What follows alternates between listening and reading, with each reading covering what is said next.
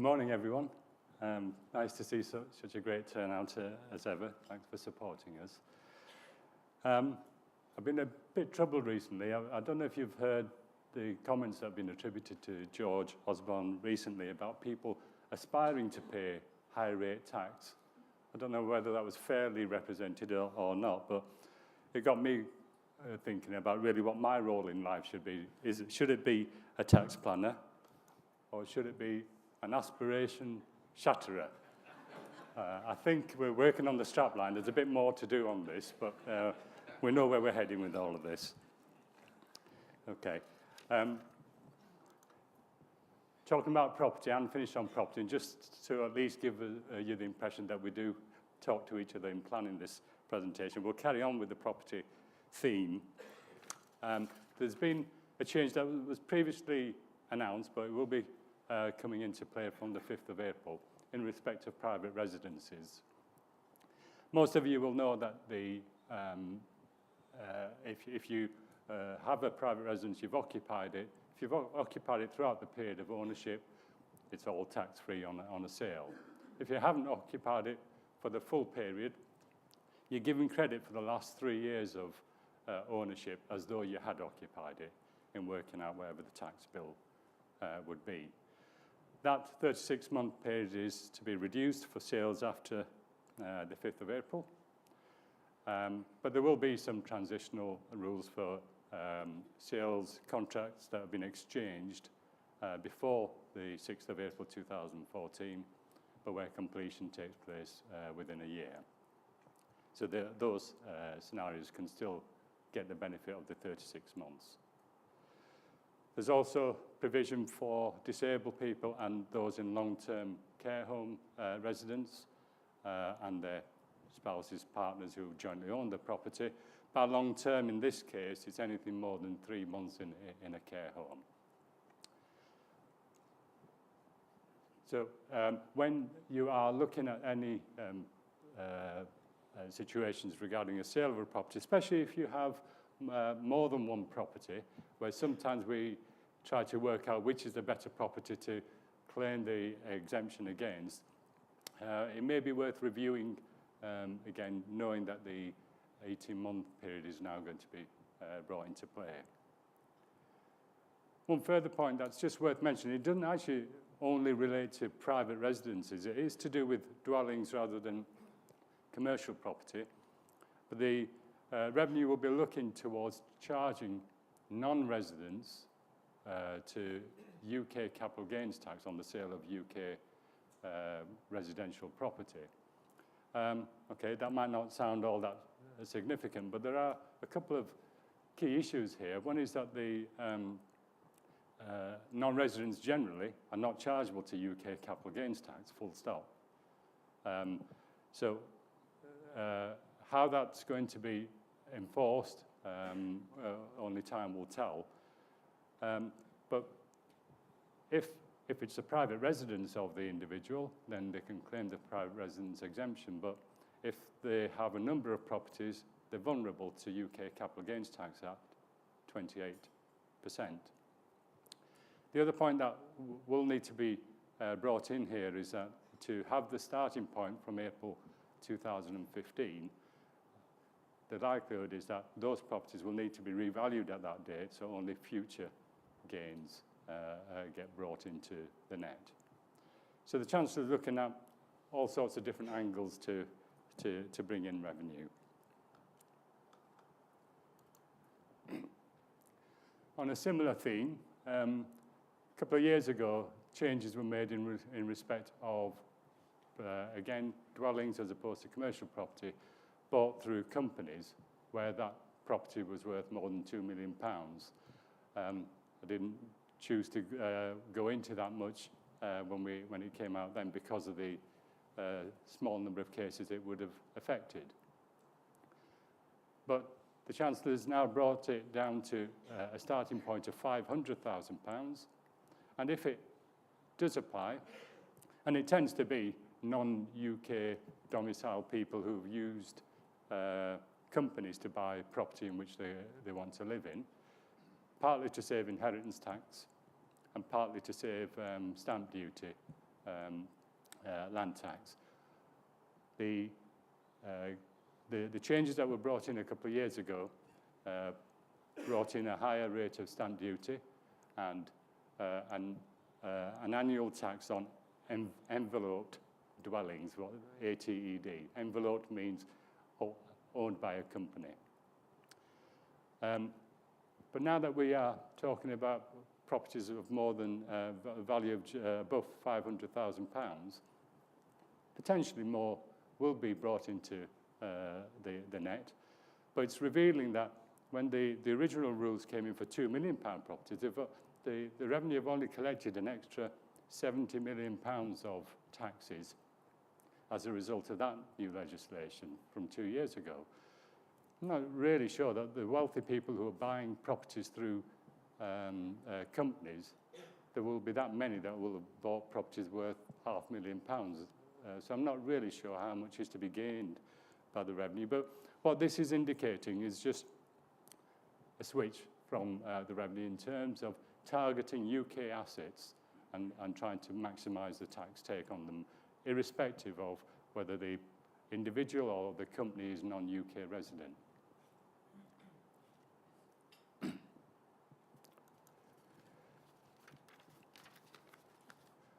Turning now to commercial property, I've banged on for a few years now about trying to maximise capital allowances on commercial property, built in terms of plant and machinery built into the premises, such as air conditioning, such as the heating and lighting, etc.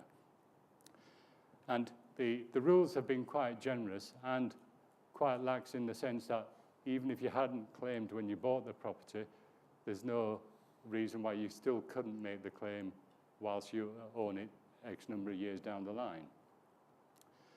And in establishing a claim, we were able to claim capital allowances at 100% under the annual investment allowance rules, or if that had been exhausted, a writing down allowance of between 18 and 8%. Suffice it to say, rules are changing on this, and I'll draw your attention to the fourth bullet point there. Really, in the past, when there was a sale of a commercial property, the onus there was on the vendor to actually make sure that allowances had been claimed and an election was signed between vendor and purchaser to avoid the vendor losing the allowances that they'd previously claimed. So the onus was always on the vendor. It's now shifting to require the purchaser to make actual inquiries in terms of the opportunity to claim allowances and an election being signed between the two parties. You may actually find that situations where there's a sale of commercial property post April 2014, where the purchaser might not actually want the allowances. It may be a pension scheme, which is not a taxable entity. So you'd think, well, it doesn't really matter in this situation whether or not allowances have been established and claimed or not by the vendor. That's no longer the case. It still requires the vendor to have established a claim immediately prior to sale if they hadn't previously done it, so that in the future when the purchaser, which in my example there is a pension scheme, comes to sell on the property, in order to get the best price for the property, it may be that they want to be able to say, well, this property gets the benefit of capital allowances. Even though we, the pension scheme, haven't claimed it, you, the new purchaser, it will be valuable to you, and we can obviously hopefully charge that higher price for selling you the property because you're going to get more allowances than would otherwise be the case. So there are one or two pitfalls under these new rules. So any of you involved in the purchase or sales of commercial property, please do liaise with those, liaise with the lawyers. Any uncertainty, let's deal with it before the transaction goes through, please, rather than leaving it to be recovered after the event.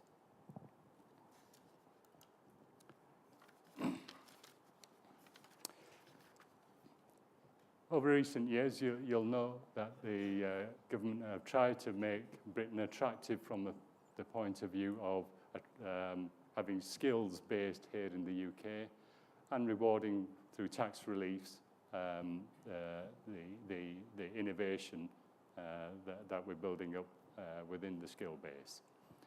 Research and development, most of you will know that the relief works on the basis of every pound that's spent by a company that's a qualifying spend on research and development, an extra £1.25 is added, is relieved through the tax computations to give additional tax relief. And that works very well. My colleague Ben Smith, who's in the audience, gets involved in lots of these cases. We've had quite a lot of success in maximising claims there.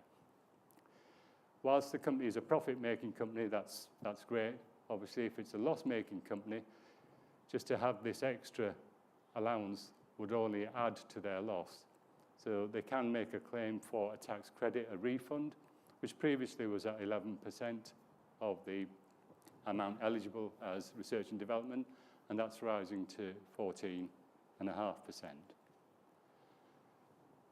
Taking that on, once the product has perhaps been developed to a certain point, you've claimed your research and development. If it's also the type of product that has a patent attaching to either the whole product or a part of that product, we have this patent box scheme that is already in play from last year, and it aims to charge profits on a low corporation tax rate. John mentioned that we're getting down to the 20% rate for all companies. Well, on patent box, you can pay as low as 10% over the next few years on profits relating to products to which a patent applies. Any uncertainty about that, please do come to us. I think this area of the legislation continues to develop in terms of practice. The revenue have got a specialist unit trying to help in this regard. So they do want you to actually get the benefit of this low rate of tax. Obviously, if it's not a company, if it's a sole trader or a partnership and there's a patent involved, you really should be looking to incorporate into a limited company. Loosely under innovation, I've put in there about energy-saving plant and machinery, and mentioned about the annual investment allowance rising to £500,000. Alongside that, we've had for a number of years now enhanced capital allowances. It's a separate set of capital allowance rules for energy-saving plant and machinery. So 100% relief on qualifying expenditure. Now that we know that the annual investment allowance has gone up to £500,000, we got the prospect of some of the energy-saving plant and machinery falling under either the annual investment allowance rules or the enhanced capital allowances rules. But certain energy savings plant qualifies for feed-in tariffs or renewable heat incentive payments. And generally, that type of expenditure doesn't qualify for enhanced allowances. But because we know that the annual investment allowance has risen, you've got potentially the best of both worlds there of receiving feed-in tariffs or renewable heat incentive payments, which, and getting capital allowances on the actual expenditure itself. So anyone considering that type of expenditure, please have a look at it. There may be quite a lot of savings that can be made there.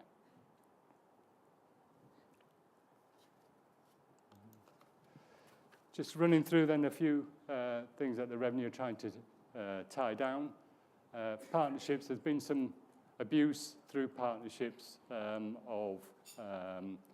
by having different individuals involved as members, usually of a limited liability partnership, instead of so you may have a professional firm of solicitors, etc., might want to recruit somebody quite senior.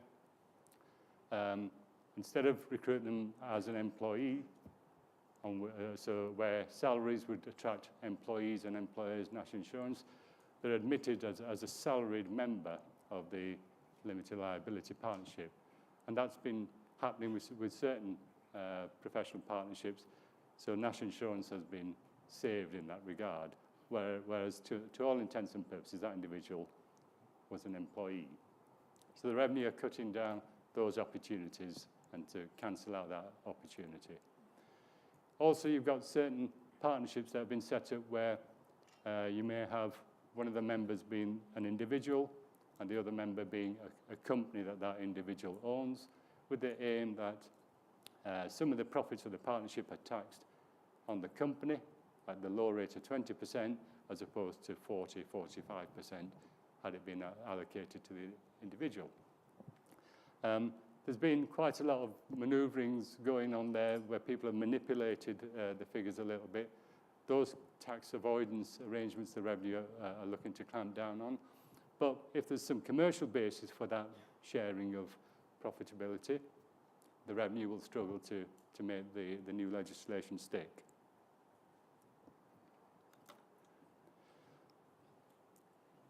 I think a lot of attention, positive reaction came through from the budget in respect of pensions.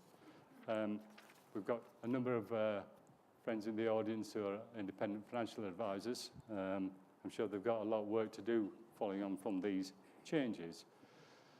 But the two main points we've got is that George Osborne is encouraging people to have more flexibility in terms of the amount of pension income they can draw and when.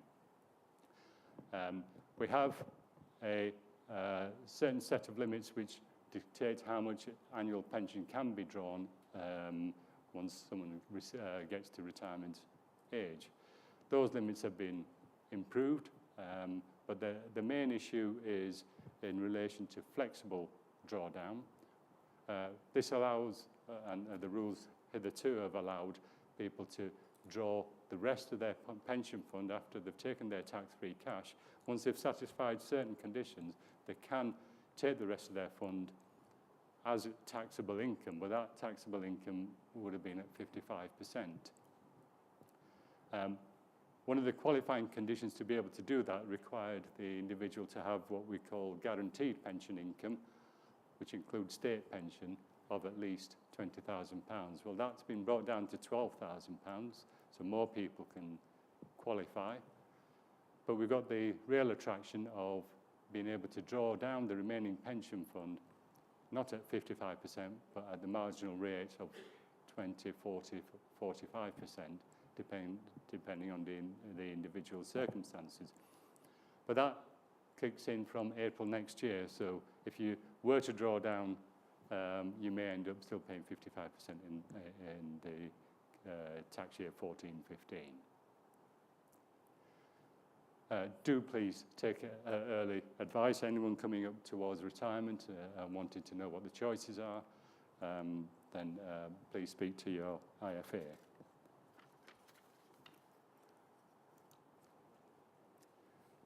Some of you will be aware that in the situations where a limited company has lent money to the director or shareholder and that individual has got an overdrawn loan account, that places a tax charge on the limited company equivalent to 25% of the loan, the overdrawn loan account. The revenue are unhappy that people have manipulated that somewhat, whereby if we get to the end of an accounting period and an individual owes the company a certain amount, arrangements have been put in place where that individual has repaid that money to go outside, triggering that tax charge for the company, but immediately after, into the new accounting period, have drawn down the loan again. And that form of bed and breakfasting, as the revenue sometimes call it, has upset them somewhat. So they're now looking to see a minimum of 30 days before those kind of that kind of planning can be allowed to work. So just one other thing we should perhaps focus on here is that we've got Georgie Boy Limited here, owned by George, and it has a year end of March 13. He's taken a £100,000 overdrawn loan account, and normally the rule is that if it's repaid, the loan is repaid within 9 months of the year end, there's no Section 455 tax to pay. If it isn't, then there's £25,000 to pay from the 1st of January 14. And the arrangement works that once that loan is repaid, that £25,000 can be reclaimed from the revenue. In practice, though, over the years, we've managed in certain cases to agree with the revenue to say, well, actually, that loan has been repaid, so rather than paying the amount up front and then having to make a refund claim, can we just settle with you some interest for that period, so we don't have to have the outlay of £25,000. And we have managed to agree that on many occasions with the revenue. That's now changed quite significantly. There is a standing instruction to resist that with the revenue. So we are now finding that they're clamping down much more. They will expect, in this example, the £25,000 to have been paid and to have been volunteered. And if not volunteered, there's a penalty as well as the interest. So a further shift of position from the revenue. And as a general point, they are looking to plug the revenue gap, aren't they, from in all sorts of ways. And there were a few things that caught my eye within the matters arising from the budget. Some of you will have picked up on this suggestion of accelerated payment of tax relating to tax schemes. A lot of people, those who've been involved with tax schemes, actually, as clients, they've been participating in a tax scheme, have been told, well, it's not certain it'll win, etc., but they've still gone into it on the basis, well, it actually buys us some time, helps us on our cash flow. We don't have to pay the tax we otherwise would do. So let's go for it. So the revenue have been funding that period until the matter has been settled. So to some extent, it's understandable the revenue is saying, well, no, we're not happy with that. We don't want to be funding that arrangement. But that's the revenue then taking the view that every scheme doesn't work unless you, the taxpayer, manage to get it through the court successfully. I'm not entirely comfortable with that. I'm particularly not comfortable with the fact that it's retrospective, is this. So if you have individuals or companies that have taken on, been involved in certain tax scheme planning, they haven't paid the tax, and it may be 10 years ago that they've done this planning, and it's still going through the courts, the revenue will be looking for some payment up front of that tax now. So there's a lot of objections already on this, so time will tell how that will actually manifest itself, but it's a worrying sign. One, it's retrospective, and two, it's taking all of the uncertainty or the opportunity for a taxpayer to plan based on the written word of the legislation away. So worrying signs on that, and further worrying signs are these proposals to recover taxes owed direct from individuals' bank accounts or company bank accounts, where the tax owed is anything more than £1,000. They're looking towards measures to dip into bank accounts directly. Again, lots of objections already been raised, but the revenue seem quite keen on this idea. But it might reassure you to know that they won't leave anybody with any hardship. So they will actually dip in as much as they want, so long as they leave £5,000 in the account. So Mr. Abramovich might he can be reassured he can still live on that £5,000 at the end of the process. As a general point, the revenue are also introducing measures to target promoters of tax schemes. The revenue have won quite a few cases recently through the courts. Some people have even suggested that some of these promoters should be subject to criminal action for some of the schemes that they're selling. This isn't the revenue saying that, but there's a sentiment that's there that they are certainly being stigmatized greatly, the promoters of these schemes. So again, anybody thinking of getting involved in those type of off-the-shelf kind of schemes, do take care, come and have a word with me, and we'll see whether it's worthwhile or not. In the background, the Revenue have also introduced this general anti-abuse rule, which is still finding its feet in terms of its application, how far it goes, to whom should it apply. But the combination of the various measures I've talked about there, you can see the opportunity for tax planning, tax avoidance is shrinking all the time. So more conventional, longer-term strategic planning has to be the way forward. Some of you will have picked up that there was a mention about transfers of profits between group companies being caught under some anti-avoidance rules. On the surface, that sounds quite worrying because in terms of the various groups of companies we deal with, we often have payments going across under management charges with a view to being commercially justified, but also helps to reduce the tax in respective companies. I don't believe that these rules are intended to catch that situation. Certainly not at this time. I think it's more where one of the companies is a non-UK company. But I would just mention that the Revenue have got a bit of a history on this. Historically, they've had rules to do with transfer pricing, whereby payments between a UK company and a non-UK company could get brought into charge to tax if there was any perceived loss to the UK revenue. Well, a few years ago, that was extended to being payments between UK companies and UK companies rather than just only offshore companies. So if that principle were to be applied, we've got some concerns then in relation to what we do as a matter of course in terms of planning for our UK groups. We'll see how that develops.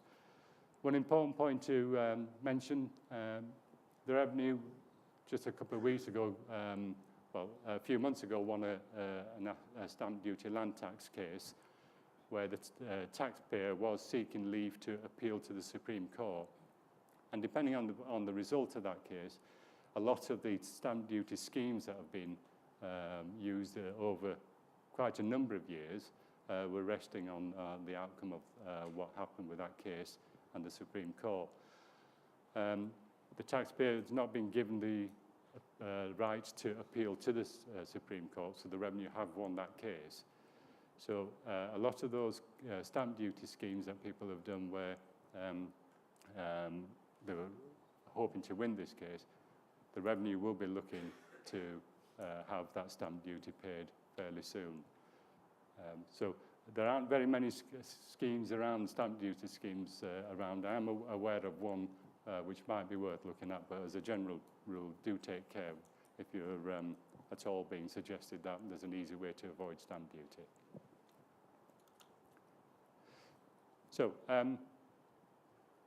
we've looked at a fair few negatives or concerns on the horizon. If we now look at some of the proactive things we should be looking at. We talked earlier on that the corporation tax rates are falling. As a result of that, certainly there's a reason for sole traders and partnerships, if they haven't incorporated, to do so, get the benefit of the low corporation tax rate.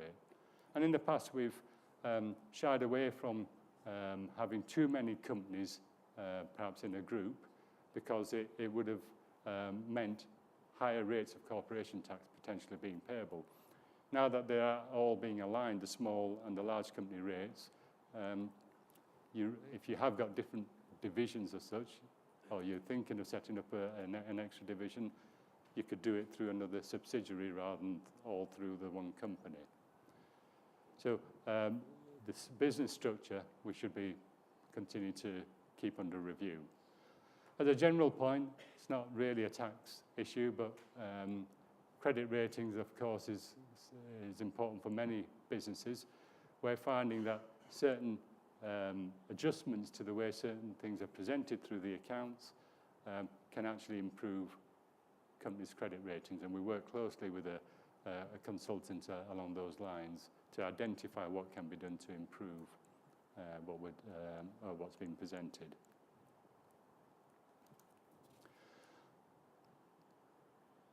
Please do look at the capital allowances opportunities, the annual investment allowance, and on commercial property. Any doubts about that, just please do have a word. Let's see if we can maximise those. I talked about the research and development and patent box schemes. If you think you might be in that area, do have a word. Pension planning, definitely start taking earlier advice. All these proposals about not having to buy an annuity changes the pensions position quite radically, and I think the industry will take some time to actually reset its advice for pensioners. Inheritance tax, generally, as we're finding that more and more people are now, families are falling into the inheritance tax net. I think they're expecting by 2019 another 50% of families would be falling into paying inheritance tax, partly because of rising property values, partly because the allowance, the £325,000 allowance, hasn't been raised for a few years. Although there wasn't anything about entrepreneur relief, capital gains tax in the budget, we know there's an election coming up next year. A lot of the rules relating to entrepreneur relief on a sale of shares in a company requires conditions to be satisfied for at least 12 months leading up to a sale. So if you have some concerns that the generous rules that we currently have for entrepreneur relief might be restricted somewhat post next election, and you are thinking that a sale might be something you want to be doing anyway in the not too distant future, it's worth reviewing things now to make sure that you're satisfying the conditions now, so the next 12 months everything is in place. So if you did want to sell, perhaps pre-next election or the budget following that next election, you're not having to wait on to satisfy the basic 12-month conditions. So have a review of your plans for the future, whether it's for selling to a third party or whether it's for succession to the next generation. There's some planning there to be done. So looking further ahead, what might we see? We might see some tax giveaways. I do think that it'll be tight for the Chancellor to actually make that happen to any great extent. We've got things on the horizon, the income tax and NIC merger, and concluded earlier on that we don't think that's going to happen for a long time to come yet. They keep talking about it, but I don't think it will, just possibly not even in the next Parliament. But stamp duty, land tax, there's a lot of people are crying out for a review of that. It doesn't work very well in the modern world in the way it's set up. Chancellor might have more room for manoeuvre, but I do actually think what he's done pretty well. We all have a bit of a joke about him, but to be fair to him, he's riding the public sentiment about tackling tax avoidance, and with that, he's been able to bring in rules that I wouldn't have anticipated he'd be able to get away with. There is quite a few boundaries that have been crossed over that historically would never have been the case.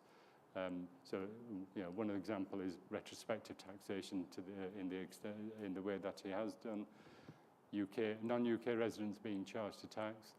We've got deals being done with different countries, Switzerland, Isle of Man, etc., to get information about people with bank accounts overseas. So he's used all of that public support for tackling tax avoidance to really give the revenue far more powers than I would have thought would have been possible at this stage. So credit in that sense to him, but I do think certain lines have been crossed. So time will tell how that will go. It's going to be a difficult time. It does need more conventional strategic planning to be taking place. The revenue are flexing their muscles a lot more than they were before, but we at Pierce, we'd like to be able to help you to stay ahead of the game. So if any questions, please do keep in touch with any of the people from Pierce. We're glad to help you. Thanks for your time.